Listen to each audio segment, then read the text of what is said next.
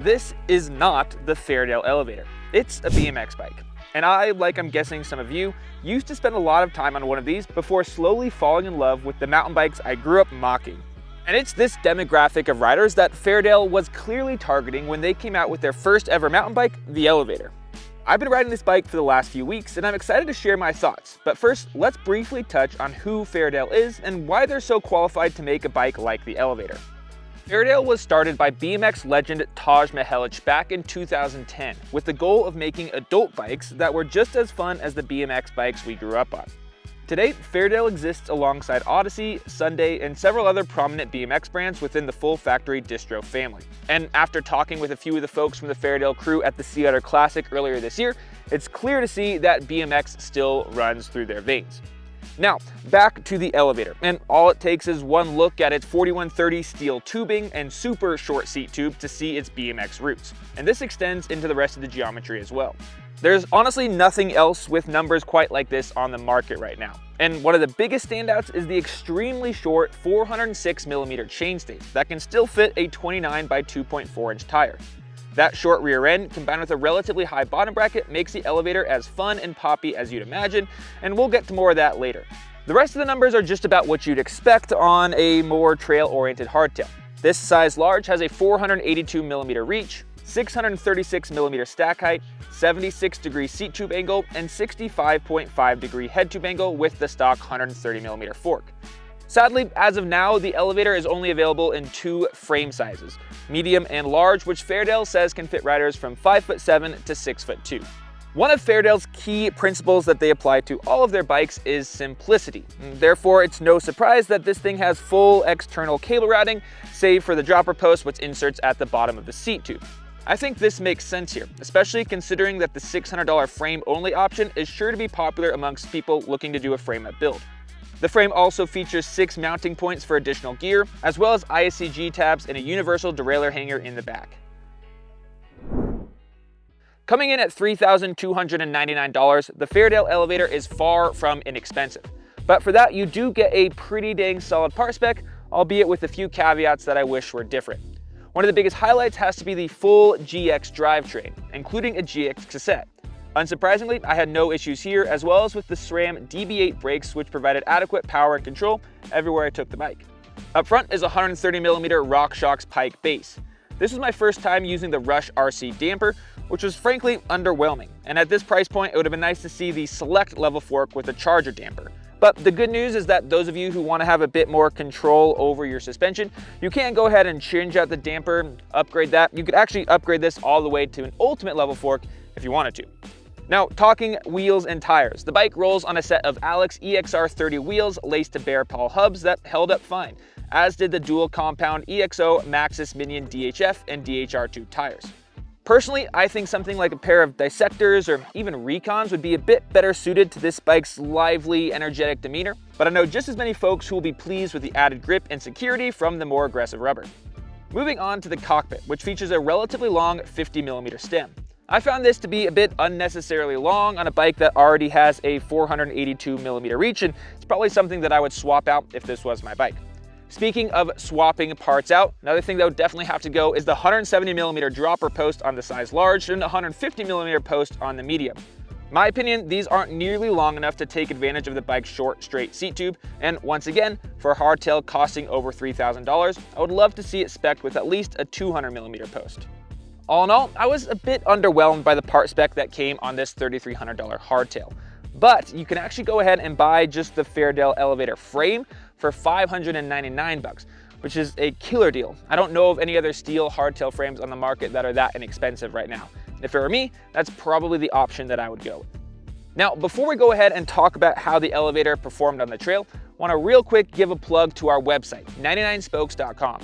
Here, you can find and compare geometry and part spec data on thousands of bikes, plus utilize our proprietary tools like the ride feel indicator and spec level chart. This is a game changer for folks like me who like to analyze and compare bikes, and for any of you who might be on the market for a new bike, will save you a ton of time and money when whittling down your shortlist. So after you finish watching this video, head over to 99spokes.com and try it out for yourself. Now though, back to the bike.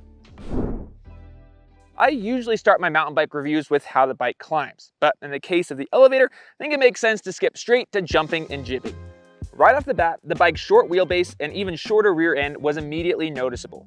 The bike was insanely poppy, even when compared to other trail-oriented hardtails I've spent some time on, and I found myself overshooting just about everything at first.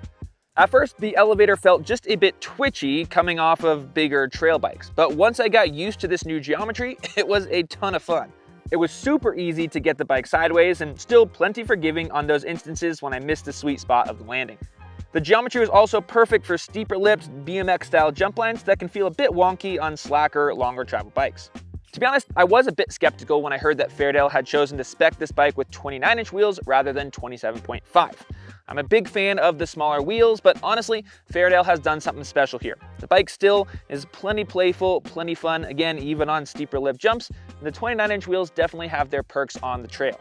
On steeper climbs, the Eelevator's massive discrepancy in front and rear triangle length did make the front end slightly prone to coming up, but honestly, not as much as I would have expected. I think this was partially remedied by the relatively steep seat tube angle that kept that body weight a little bit further forward than it would have otherwise. Speaking of that seat tube angle, did a good job of putting me in a pretty neutral riding position that was comfortable, but still aggressive enough to encourage challenging beelines and occasional sprints, which is exactly what I found myself doing on the Eelevator. Here, the bike's relatively steep head tube angle and short wheelbase made winding and bobbing my way through those extra credit sections a blast. Like I alluded to earlier, I think this would be made even more fun with some slightly lighter, faster rolling tires. Now, one other thing I want to talk about before I move on from climbing comes back once again to those short chainstays. If you have relatively big feet and you ride left foot forward, then there's a good chance that you might have to worry about your heel hanging up on that derailleur just a little bit. I run flat pedals and coming from BMX, have a foot placement that's a little further forward than most, but even still, I did notice that happening on occasion. If you do fall into that category, then I would suggest trying to find a chance to test ride this bike before going ahead and purchasing it, just to make sure that geometry is going to work out for you. Lastly, we need to talk about how the Eelevator felt on the way back down, and let's start with its strengths. This bike was a blast in the corners. Obviously, I had to be a little more intentional about weighting the front, but when I did, the back would snap around after it. It was also, of course, a ton of fun on flowier, not so steep sections of trail, where it encouraged you to pull up on any would-be doubles and practice your manuals on mellower sections of trail. And even in slower speed technical sections, it really did great. But where the performance started to be hindered just a bit was when it got steeper and faster. On my first couple laps, I found myself using up all the travel pretty quickly and threw in 2 volume spacers. This fixed the frequent bottoming out, but of course did nothing to stabilize the back of the bike, which felt on the stiff side of the steel hardtail spectrum.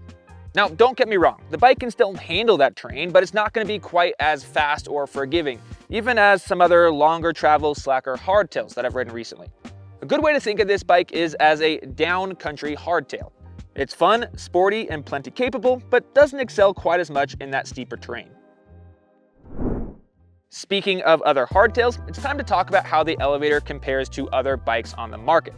And at first, it's only fitting to compare it to my own personal bike, the RSD Middle Child. In terms of geometry, the Eelevator is a bit more progressive, with a longer reach and lower bottom bracket, but the Middle Child is a full degree slacker.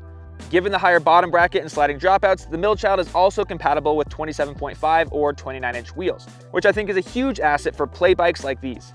The two bikes are also relatively comparable in terms of part spec, both of which being based around a GX drivetrain with alloy wheels and a pair of Maxxis Minion tires. The Middle Child swaps out the Pike fork for a DVO Diamond 2, which is a bit of an upgrade. Given the fact that RSD is a direct-to-consumer brand, you are going to be saving a bit of money if you go with the complete bike. It's $300 cheaper, costing $2,999. But if you want to do a frame-only option, you are going to have to spend almost twice as much to get the Middle Child as opposed to the Eelevator. Overall, if you're looking for something that's going to give you the closest feel to a BMX bike or maybe a trials bike, then the Middle Child is probably the better option. If you're looking for something with just a bit more trail capability, or maybe you really dig those nostalgic BMX looks, or you want to build something up from a frame, then the Eelevator is an excellent option. Next, let's compare the Eelevator to another hardtail that came out this spring, and that is the Transition Trans Am. The Trans Am definitely leans further towards the enduro hardtail side of the spectrum, with a 64-degree head tube angle and a 150mm fork. The rest of the geometry, aside from the chainstays, which can be adjusted from 425 to 437mm, are relatively similar. In terms of value, the Trans Am lists for $2,599. That's a whole $700 less than the Eelevator.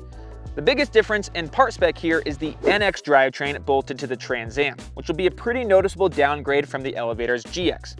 It also swaps the Pike base fork for a comparable Marzocchi Bomber Z2. For those looking to do a frame-up build, you'll save yourself $200 going with the Fairdale over the Transition. As for which bike I'd recommend, if you plan to use it predominantly at the dirt jumps or live in an area that has a lot more kind of flowy, undulating terrain, then the Eelevator is absolutely the option for you. But if you live in a place that has a lot of steeper trails, or you're trying to keep up with your fully suspended buddies on those longer, steeper trail rides, then I think the Trans Am might be a slightly better option. I can't remember the last time I was as excited to do a bike review as I was for this Fairdale Elevator. And for the most part, the bike lived up to my expectations. It was a blast on the flowy jump trails that I enjoy most, and once I got used to it, definitely made me look better than I really am at the dirt jumps. I think my biggest sticking point with the bike though is the price tag. For a hardtail costing over $3,000, I really don't want there to be any compromises in the part spec, and I do think there were a couple here. Funny enough though, the $599 frame only option is honestly one of the best deals on the market right now. So if you've got an older bike that you're wanting to breathe a little bit of fresh life into, then pay $599 for that frame, swap everything over, and there you go. You got yourself a brand new bike. All in all, I think the Fairdale Elevator is going to be a bike that appeals to a relatively small subset of riders, of which I am one. And to be honest, I kind of think that's what Fairdale had in mind when they made this bike. They didn't go out to try and make a mass market hardtail. They wanted to make the bike that they wanted to ride but wasn't currently on the market, and they absolutely pulled it off. As for me, I'm going to be pretty dang sad to have to pack this bike back in the box and send it to Fairdale. Now, if you have any more questions about the Eelevator that I have not covered in this video, then please go ahead and put those in the comments and I will do my best to find you an answer. While you're there, if you haven't done so already, please go ahead and take a second to like this video and subscribe to the 99 Spokes YouTube channel. And lastly, as always, remember that bikes are for everyone. Have fun out there.